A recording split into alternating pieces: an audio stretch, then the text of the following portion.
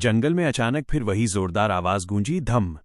इस बार जमीन सिर्फ हिली नहीं, बल्कि पेड़ सच में अपने आप गिरने लगे। गुड़िया डरकर चिल्लाई, ये तो डॉक्टर कालधुंध की मशीन से भी ज्यादा खतरनाक है। कालू तुरंत जमीन पर बैठ गया। मैंने तो बोल दिया था, ये जंगल रिटायरमेंट लेने की जगह है, मैं अब यहीं बैठूंगा। मिक्की पेड़ से लटकते हुए बोला, अरे उठ, अभी तो ट्रेलर था, पिक्चर बाकी है। वीरू ने चारों तरफ देखा। उसकी आवाज इस बार पहले से ज्यादा गंभीर थी। ये कोई मशीन नहीं, ये कुछ और है। अचानक हवा तेज हो गई, सूखे पत्ते गोल गोल घूमने लगे और देखते ही देखते उनके सामने एक विशाल धूल का बवंडर बन गया। उस बवंडर के अंदर कुछ चल रहा था, हिल रहा था। छोटू कांपते हुए बोला, वीरू, उसमें कोई है? धीरे धीरे बवंडर शांत हुआ और जो सामने आया उसे देखकर सबके होश उड़ गए।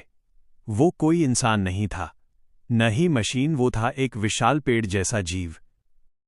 उसका शरीर लकड़ी जैसा, आंखें हरी चमक रही थी और उसकी आवाज गूंज रही थी, कौन है जो मेरे जंगल को परेशान कर रहा है? कालू तुरंत वीरू के पीछे छिप गया। मैं तो बस आम खाने आया था, कसम से। डॉक्टर कालधुंध, जो अब बंधा हुआ था, डरते हुए बोला, ये तो वन रक्षक है। मैंने इसके बारे में सुना था, लेकिन कभी देखा नहीं। वन रक्षक गुस्से में गरजा, तुम इंसानों ने मेरे जंगल को नुकसान पहुंचाया है, पेड़ काटे, मशीनें लाई, अब सजा मिलेगी। और उसने अपना विशाल हाथ उठाया। धड़ाम, एक बड़ा पत्थर उनके पास गिरा। गुड़िया बोली, वीरू, ये तो हम पर हमला कर रहा है। वीरू चिल्लाया, रुको, पहले समझते हैं। लेकिन वनरक्षक फिर गरजा, कोई बात नहीं, सिर्फ सजा। वीरू ने तुरंत सोचा, फिर धीरे से बोला, सब लोग मेरे पीछे आओ। वो धीरे धीरे आगे बढ़ा और जोर से बोला, हम दुश्मन नहीं हैं। वनरक्षक रुक गया, तो फिर ये मशीन किसकी है? सबकी नजर डॉक्टर कालधुंध पर गई। कालू तुरंत बोला, ये वाला विलन है, हम तो बस आम पार्टी करने आए थे। मिक्की हंस पड़ा और ये पार्टी भी डरावनी बन गई। वनरक्षक थोड़ा कंफ्यूज हो गया, आम पार्टी?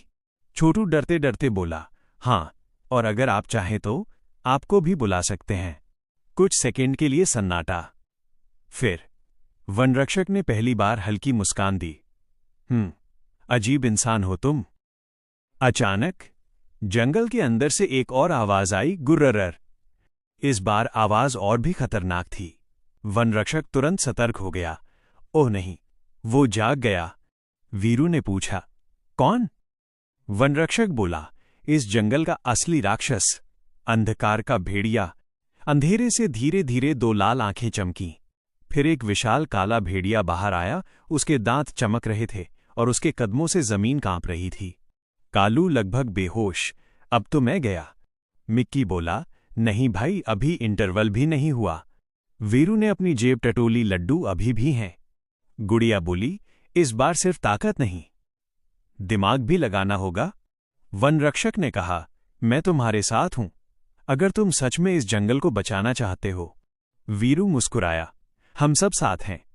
भेड़िया जोर से दहाड़ा, आऊ, और एक ही छलांग में उनकी तरफ बढ़ा। वीरू चिल्लाया, सब तैयार हो जाओ। धड़ाम, धूल का गुबार, चिल्लाहट, और फिर सब कुछ एकदम शांत हो गया।